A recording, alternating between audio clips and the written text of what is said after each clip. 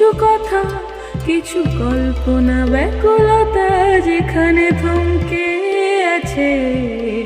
বিজলি দ্বীপের ছায়ায় স্নিগ্ধ নিভৃত প্রেমের মায়ায় সিক্ত প্রবাসী জীবন কথা।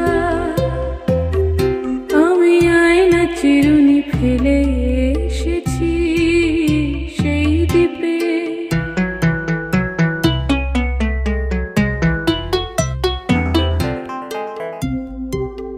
সেই উড়ন্ত হাস গতির প্রতীকে অন্তরিত আনন্দ উদ্ভাস আমায় ছিনিয়ে নেয়।